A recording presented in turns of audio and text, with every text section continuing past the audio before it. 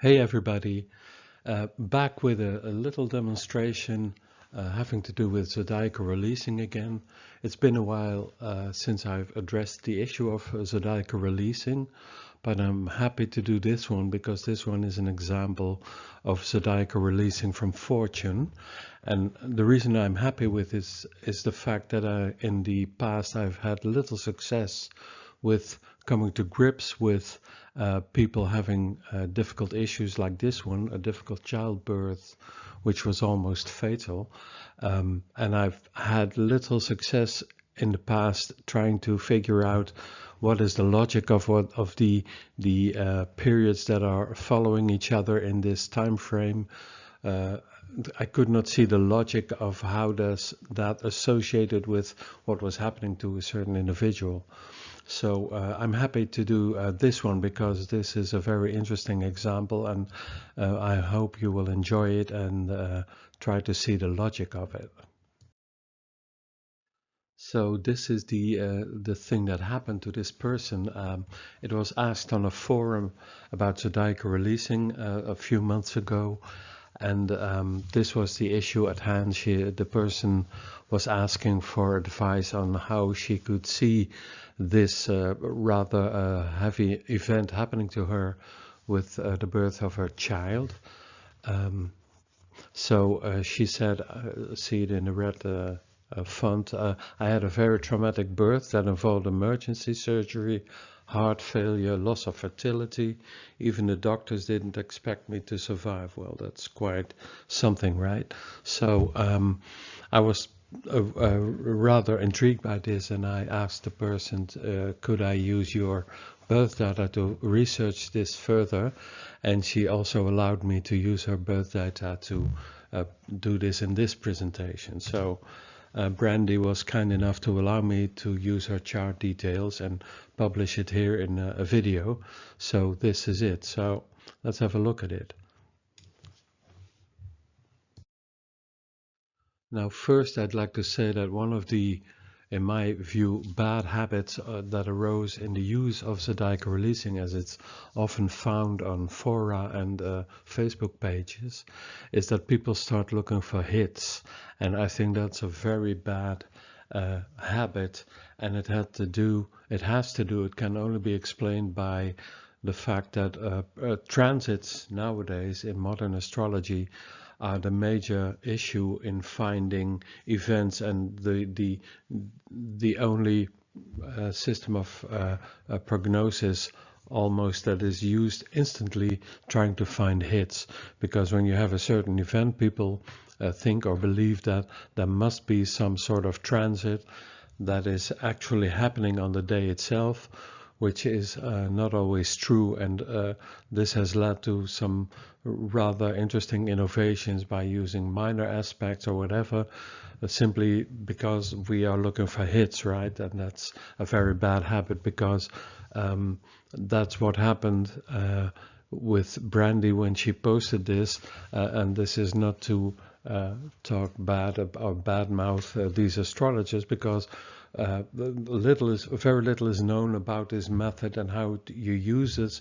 You use this method as a standalone, which I do. So I often react to these sort of postings by saying, hey guys, let's not forget that zodiacal releasing is a standalone method. You can use it without the use of any other method and try to find the logic of what's happening, and you can find it within the method itself. So I always advise persons to have a look at my videos on zodiacal releasing, because that's a very intense study of how you can use this method as a standalone. It's not easy because there's a lot of things you have to take into account, but yes, it's very rewarding because it's a very interesting method. And so let me show you in this example and demonstrate how I go about this method when I hear about an event and try to find it with this method. So let's have a look.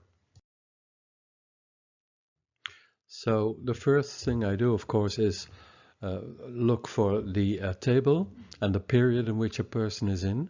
So this is a fragment, a piece of the zodiacal releasing stable from Fortune, zodiacal releasing from Fortune. And when this event happened, she was in her crab major period, which lasted for 25 years.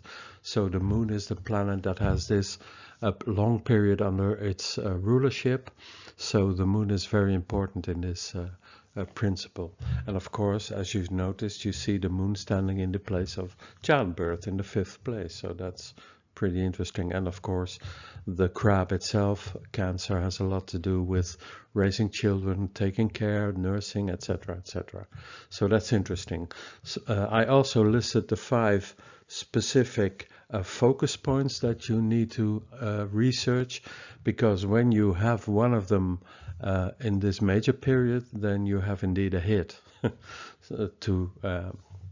to come back to the issue of finding hits, because when you do find one of these 5 events, then it's an interesting one, simply because these are the focus points. So they emphasize certain periods within a bigger period, a major period, such as this one from the crab. So, but when we search the date itself, this is in the Libra, the scales sub period. And when we research this further in the L3 and L4 periods, the childbirth fell in the L4th image of the goat horn one, Capricorn, where we find the moon. What an interesting coincidence.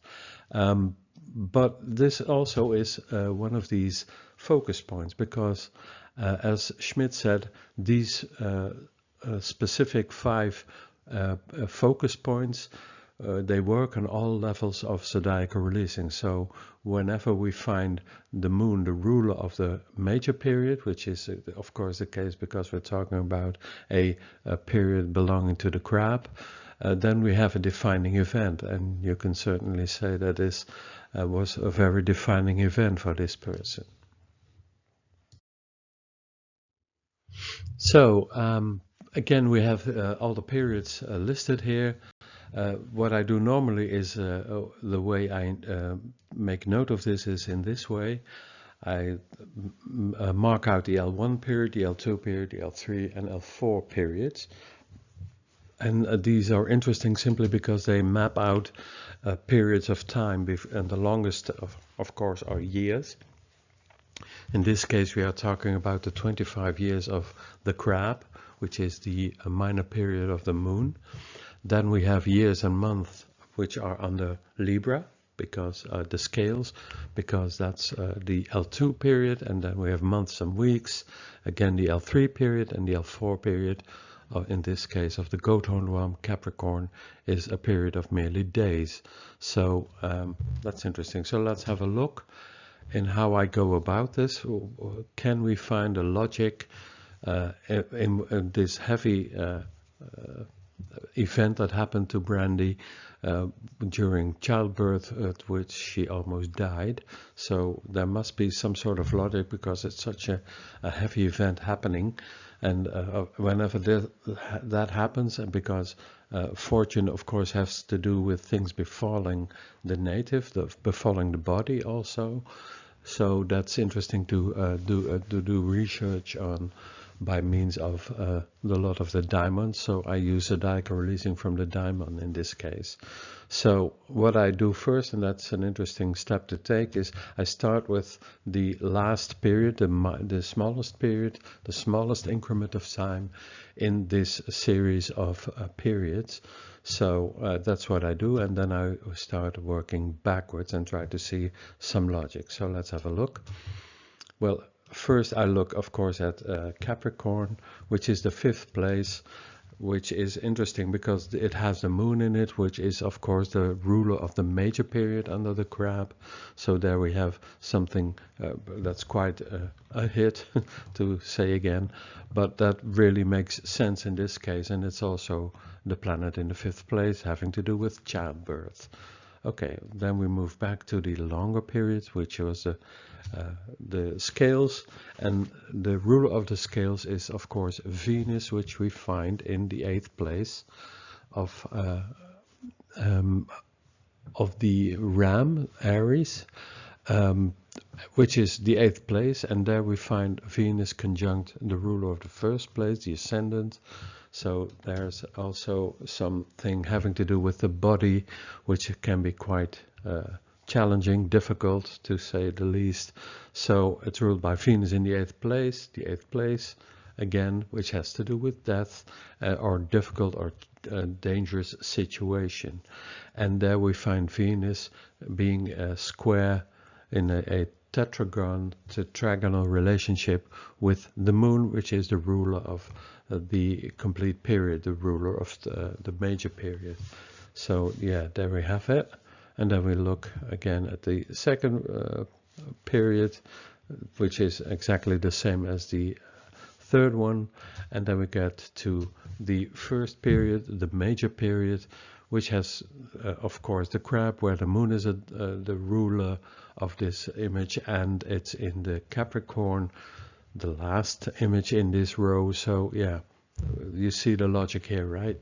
They all have to do with the event that happened, and it's also very important to take into account that Mars itself, which is the ruler of the 8th place, and thus threatening death, perhaps, is also with fortune. So whenever you find a planet with one of these hermetic lots, you can really understand that the fate that has to do with this specific lot, this specific part, in this case the part of fortune, is strongly intertwined with the planet that is with it. So because it's sort of an advocate for the issues having to do with fortune. So this Mars is quite strong. It's the only planet relative in an angle, because it's in the 9th place, but it's conjunct the MC. But also, again, very important is that it's not of the sect in favor, which is the word NOS that you see there, not of sect, not of the sect in favor. So whenever that is the case, then Mars is a pretty difficult planet to cope with, and in this case it's simply threatening the life of Brandi. So that was pretty interesting to notice, and this is quite a telling example of how adequate these periods exemplify what happened to her in this difficult period of childbirth, and which almost became fatal for Brandi. Okay, so I wanted to have another look at this a sequence of periods under these several images, and I wanted to have a look at Capricorn, Kronos, simply because it's the ruler of the last period. So I want to see how that is intertwined with the events happening. So because a lot of times we interpret this method of zodiacal releasing by means of the domicile masters of the images, which are in this case the rulers of time, right? So these are the chronocrators, and we have to understand how these chronocrators have a relation with what happened in this person's life. So, well, again, we look at the last image in this row, which is, of course, Capricorn. And we see, as I said before in the previous slide, the moon is in the Capricorn, in the goat-horned one. It's square Venus, which is in the 8th place of death. And Venus is together with the ruler of the 1st place, being Mercury. So, yeah, there you have it. So what's also interesting, it's in the 5th place, but Saturn itself being placed in Scorpion in the 3rd place, which I cannot account for the 3rd place as such, but it's under the rule of Aries, and it's opposed to Aries because Mars is moving towards the opposition with Saturn Kronos. So yeah, that's quite a heavy aspect configuration between these two planets, which also threaten the life, I think, in this case. So again, here we have a very telling example of principles having to do with the images, and they relate to the events that happened to Brandi. When we look at the L1 and L2, the L2 and L3 periods, which is under the rule of the scales, and we know of course that Saturn, Kronos, is the exalted ruler of the image of the balance, the scales. So interesting. And then of course the last period is again the crab, where we find the domicile mass and the moon, which is of course in the image which is the L4 period. So again, there we have it. So again, we can see a very strong logic here having to do with the events that happened to Brandi. Now don't forget, Saturn is in Scorpion, which has the moon as its domicile ruler and its opposite to it. And Mars rules the place of death, the 8th place, and Mars is with fortune, most strong conjunct MC, but not of the sect in favor. So there we have again all the factors having to do with this event, which was quite life-threatening. Now, of course, another very interesting question is, of course, what saved Brandi? Because what happened to her was quite life-threatening, but she made it. So that's, of course, very good news. Congratulations, Brandi. But of course, for the astrologers, it's always interesting to try to find out, well, what, because these were very dire circumstances and very dire indications. So what saved her? So let's have a look at that, because that's anybody's guess, but there are also astrological indications, which are these. First one is the fortune houses. When we, of course, the theory says that whenever planets are in one of the fortune houses, they have a very big punch, and the two best ones of them are the first fortune house and the 10th fortune house. And here we see that in the 10th fortune house we have Jupiter. Yeah, Jupiter, because Jupiter is a planet belonging to the sect in favor. It's a day planet in a day chart, and it has a very powerful impact in Brandi's life, simply because it's in a very fortunate fortune place. So this has to do a lot with fortune. So whenever Jupiter is in one of these places, might also have been the first fortune house, it has a very strong protective influence. So one of the things we can say perhaps is that the location of this Jupiter as such in this 10th place of fortune might be perhaps enough reason to hope for the best in this case, even though there was some life-threatening things happening to her. So, well, if that's not enough, let's have a look at another one, because we can also see that Jupiter is in superior position to both Mars and Fortune in this strong place, because it's a strong place, the 9th place of the Bull, because that's where the MC is. And the MC also has sort of an effect of making a certain place very powerful, very strong. So again, we see, of course, what Porphyry says in this definition found in Definitions and Foundations, the book by Robert Schmidt. An overcoming planet exists more powerfully if it be either trigonal or tetragonal, and this is of course a square aspect, a tetragonal configuration between Jupiter and Mars. So yeah, this is a very strong protective influence.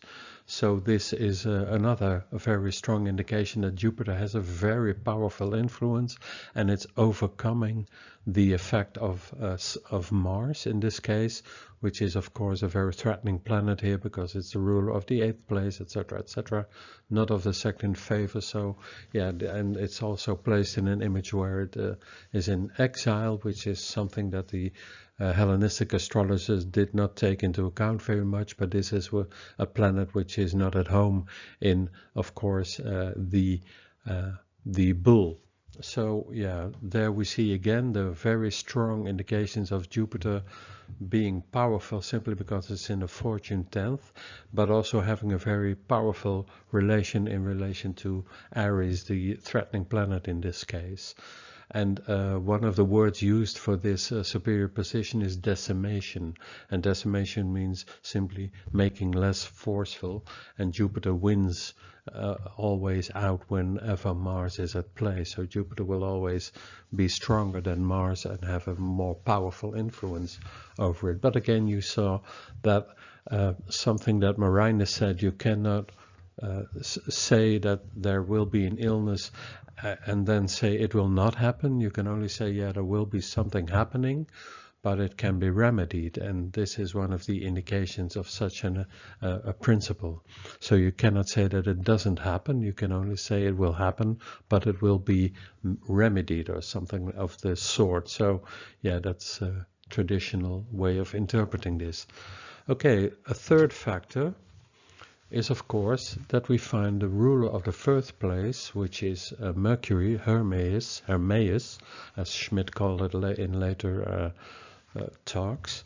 Hermes is the lord of the ascendant, which is in the 8th place, and it's conjunct Venus, which is very good, of course, even though Venus is not of the sect in favor. It's a planet that is rather beneficent, even though that it's in again it's anti-domicile in the Ram, which is opposed to its domicile in the scales. And both these planets are, let's say, conjunct. They are together with the sect-light, the Sun, in the same image. And the Sun is, of course, exalted in Aries. And it's very important to note that both planets are not burned by the Sun. They are perhaps under the solar beams, but they are not burned. So that's perhaps an indication that it might be relatively good. But also important is that these planets are in aversion to both malefics, and that is a very big deal in the ancient astrology, simply because it's in semi-sextile to Mars, which is a neighboring aversion, and it's also in 150 degrees distance with Saturn, the other malefic. So that's also a very interesting thing to take note of. So yeah, that's very good for her physical health, so to speak, because the malefics have no say in this issue whenever it's the case. So, and then again we see Jupiter having a superior position to these planets in the 8th place, because also the sextile, the hexagonal relation, is mentioned as being in superior position whenever it's in this position, coming down upon these planets, although that's a weaker configuration. But we have noticed, of course, that Jupiter is very strong in this chart by being favored by the fortune issues. And also we see the moon is square in a tetragonal relation with these planets, but also in superior position. And it might be of help, of course. I think that the moon is the ruler of the 11th place, which is the place of hope and good expectations. But I'm not quite sure. I would consider that perhaps the weakest indication for this. Okay, and then there's a fourth issue, which I will address after the holidays, after the summer this year, but when I will be talking about the bounds, the confines. They have a very specific relation with the planets which are in their bounds. And when you have a look at these, then you can see that this is quite beneficent, simply because the Moon, Mercury, Venus, Mars, and Jupiter are all in the bounds of benefics, with the exception of the Sun, which is in the bounds of Mars. So that's an interesting issue, simply because the role of the bound ruler has to do that it conforms the planet that is in its bounds to its own rules. So it is almost as if Venus and the bound of Jupiter, where Mars is in, sort of dictate that these planets need to accord to the rules or the principles of the planet that is the bound ruler. So in this case we have a lot of benefic influences, even though they might perhaps not be as strong as we would have hoped, simply because Venus does not belong to the sect in favor and Jupiter does. But this might also be a very strong indication that it will in the end be very favorable for this chart. So yeah, I think these are a lot of indications that might have to do with the reason why, happily enough, Brandi survived this ordeal. So again, interesting stuff, right? This is my demonstration of this intriguing example, and again, thank you, Brandi, for allowing me to use it for this video. Robert Zoller once said, another teacher of mine, he said something very important and very intriguing, which is a sort of a mystical approach to prediction. He said, you can only predict what you know. And this referred, of course, to the intensive study of what a natal chart actually is saying about something. So whenever you meet a certain planet in a certain method of prediction, you need to understand what the natal configurations and the natal situation and condition of this planet has to offer to say about a certain issue, or simply the delineation of this planet. So the very accurate study of the natal chart is very important in coming to the correct predictions of what you can see in a chart. So this has to do, of course, with a simple idea about what prediction actually is. It's the timing of events that are shown in the natal chart. So, and of course there are several methods for this, but you cannot pass the idea of having to study the natal chart very intensely to understand what you can say about a certain planet whenever it comes to the fore in whatever predictive method. So you can only predict what you know as an astrologer, because what you know is shown in the chart. So the chart is about timing things in the chart. So there's, in a certain way, and this is of course quite a provocative statement, nothing new happens whenever you do a prediction.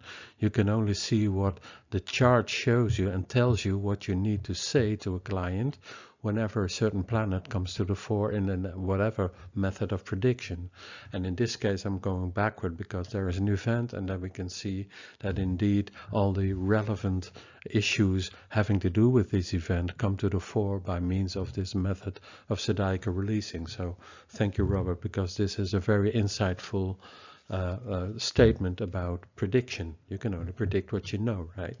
So, okay, so the sort of logic that I demonstrated now with this example, you will see time and time again with zodiacal releasing. And this is very important. No other methods are needed. When you use this method and you use it by means of the principles that are the foundation of it, you will come to a certain conclusion, and you will see that whatever event there is, it is often interestingly shown by means of zodiacal releasing as such. So please don't fall in the habit of trying to find hits and peak times to explain these sort of things happening to someone. They will present themselves naturally in this type of evaluation, as I've shown, hopefully. So zodiacal releasing is a standalone method, and yes, of course you can use other methods with it, but merely as a confirmation of what the zodiacal releasing is showing. Not as to explain the why, because that is shown by zodiacal releasing itself. Zodiacal releasing has a logic in itself, and one of the more important things that was stated about these timing method, these period rulers, these period systems, is that whatever other method you use, it's always used as a confirmation of a certain issue. So the chronometer of each period is the one that you need to study whenever you want to do that in another predictive method, and it will show you more details perhaps, because these are always longer periods of time, right? So yes, you can use other methods, but please do it in conformity with whatever these period systems are showing you, which planet is important for you to have a look at. And this goes for perfections as well. So yeah, Time Lords.